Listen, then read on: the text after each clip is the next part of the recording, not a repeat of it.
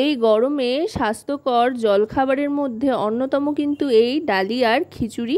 খুব চটজলদি তৈরি হয়ে যায়, সহজপাচ্য, ছোট থেকে বড় সকলের জন্য কিন্তু এই রেসিপিটা আপনারা বাড়িতে চটপট বানিয়ে নিতে পারেন। এর জন্য 1 বাটি পরিমাণে ডালিয়া নিয়ে নিচ্ছি। ও হ্যাঁ, আরেকটা কথা, কিছুদিন আগে ডালিয়ার একটা রেসিপি দেখে এক বন্ধু জিজ্ঞেস করছিলেন ডালিয়া কি ডাল? না, ডালিয়া কোনো ডাল নয়, ডালিয়া কিন্তু গমের টুকরো। তাই আপনারা কিন্তু ডালিয়া যে কোনোভাবেই ব্যবহার করতে পারেন, গোলা রুটি হিসেবে খেতে পারেন বা এইভাবে খিচুড়ি বানিয়েও খেতে পারেন। এটা কিন্তু শরীরের জন্য বেশ উপকারী, স্বাস্থ্যকর বটে। এবার এই ডালিয়াটা একটু ভেজে নিচ্ছি হালকা করে।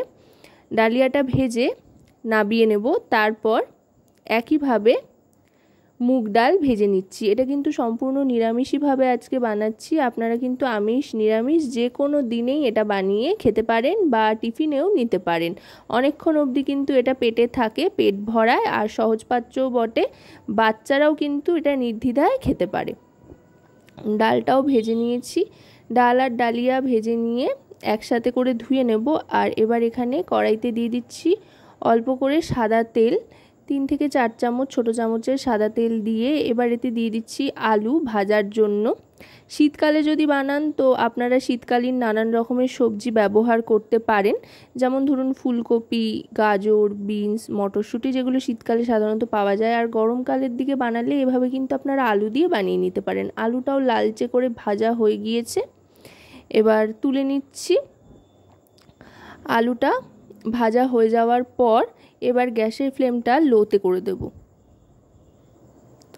লোতে করে দিয়ে এবার একে একে ফোড়ন দিয়ে দেবো। আমি এখানে শুকনো লঙ্কা দিচ্ছি, তবে আপনারা যদি একেবারে বাচ্চাদের জন্য, ছোট বাচ্চাদের জন্য বানান তো শুকনো লঙ্কাটা বাদ দিতে পারেন। তারপর দিয়ে দিলাম সাদা জিরে আর একটু হিং।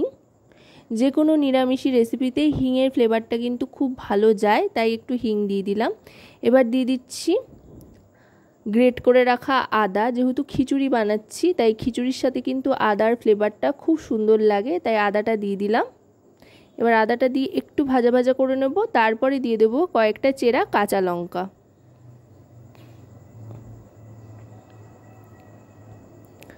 কাঁচা লঙ্কা চেরা দিয়ে একটু ভাজা ভাজা করে নিলাম। আমি 3টে চেরা কাঁচা লঙ্কা দিয়েছি।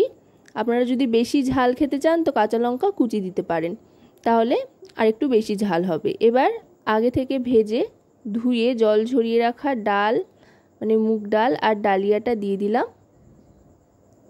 এবার এটা একটু হালকা নাড়াচাড়া করে আরেকবার ভেজে নেব। ডাল বা ডালিয়া দুটোই কিন্তু কোনোটাই খুব একটা বেশি ভাজলে চলবে না, হালকা একটু ভেজে নিয়েছি, তাও খালি খোলায়। এবার এতে দিয়ে দিচ্ছি এক এক করে গুঁড়ো মশলা। প্রথমে দিয়ে দিচ্ছি হলুদ গুঁড়ো। তেমন কোনো মশলা এখানে ব্যবহার করব না, কম মশলাতেই বানাবো। এবার দিয়ে দিচ্ছি ভাজা জিরের গুঁড়ো। আপনারা বাজার থেকে আনা যে কোনো জিরের গুঁড়ো এখানে ব্যবহার করতে পারেন, তবে আমি কিন্তু এখানে বাড়িতে ভাজা জিরের গুঁড়োই ব্যবহার করছি। তারপর দিয়ে দিলাম পরিমাণ মতো নুন। তারপর দিয়ে দিচ্ছি এখানে টমেটো। একটা টমেটো টুকরো করে কেটে দিয়ে দিয়েছি, আর তার সাথে দিয়ে দিলাম আগে থাকতে ভেজে রাখা আলুটা। এবার আলু, টমেটো, নুন, হলুদ, জিরের গুঁড়ো সবটা দিয়ে আরও খানিকক্ষণ এটাকে রান্না করে নিতে হবে। গ্যাসের ফ্লেমটা মিডিয়াম টু লোতে রেখে, যেহেতু এখনও জলের ব্যবহার করিনি তাই কিন্তু এটাকে একটু লো ফ্লেমে রেখেই ভাজা ভাজা করতে হবে, যাতে ধরে না যায় সেদিকে লক্ষ্য রেখে। মোটামুটি মশলাপাতিগুলো কিন্তু ভালোভাবে মিশে গিয়েছে। এবার যেটা করব সেটা হচ্ছে জল দিয়ে দেবো। বেশ অনেকটা পরিমাণেই জল দিতে হবে। আর ডালিয়ার এই জাতীয় খিচুড়ি কিন্তু সাধারণত একটু পাতলা পাতলা হয়, তাই জলটা একটু বেশি করে দিচ্ছি। তাছাড়াও ডাল, ডালিয়া, আলু সবটাই সেদ্ধ হবে যেহেতু। ঢাকনা চাপা দিয়ে দেবো। এবার গ্যাসের ফ্লেমটা লোতে রেখে মোটামুটি 10 থেকে 12 মিনিট মতো কিন্তু ঢাকনা চাপা দিয়ে রাখতে হবে। এই সময় আপনারা অনেকটা সময় হাতে পেয়ে যাবেন, তাই ডালিয়াটা কিন্তু খুব চটজলদি হয়ে যায় আর অনেকটা টাইম সেভিংও বটে। এবার আরেকটু জল দিয়ে ঢাকনা চাপা দিয়ে দিচ্ছি লো ফ্লেমে দিয়ে। 10 থেকে 12 মিনিট বাদে ঢাকনাটা সরিয়ে নিচ্ছি। দেখুন ডালিয়াটা কিন্তু ফুটতে আরম্ভ করেছে, খিচুড়িটা, আর সুন্দর একটা টেক্সচারও চলে এসছে। অনেকটাই ঘন হয়ে গিয়েছে আর দেখেই বোঝা যাচ্ছে সবটা সেদ্ধ হয়ে গিয়েছে। একটা আলু একটু ভেঙে দেখে নেবেন রান্না করার সময়। যদি আলু দেখেন যে সেদ্ধ হয়ে গিয়েছে, তার মানে বুঝতে হবে ডাল ডালিয়া সেগুলোও সমস্তটা সুন্দরভাবে সেদ্ধ হয়ে গিয়েছে। এবার দিয়ে দিচ্ছি স্বাদমতো চিনি, আর তারপর দিয়ে দেবো 1 চামচ গাওয়া ঘি। এতে করে খুব সুন্দর একটা ফ্লেভার আসবে। আর যদি আপনারা না চান তো ঘিটা নাও দিতে পারেন, তবে এই সুন্দর একটা ফ্লেভারের জন্য ঘিটা দিলে ভালো হয় আর কি। এবার আরও আরেকবার ভালো করে মিশিয়ে নেব।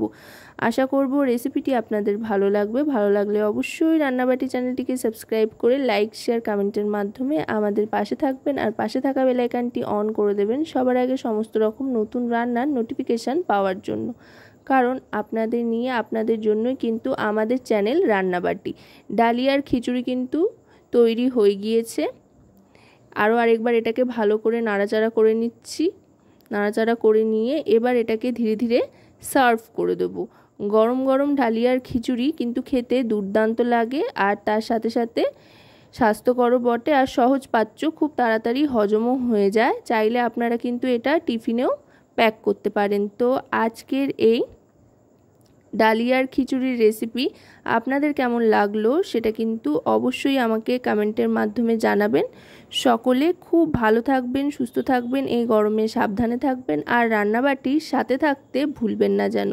আজকের মতো তবে এ পর্যন্তই। এতক্ষণ আমার সাথে থাকার জন্য অনেক অনেক ধন্যবাদ। আবার খুব শিগগিরই চলে আসবো নতুন আরেকটি ভিডিওর সাথে।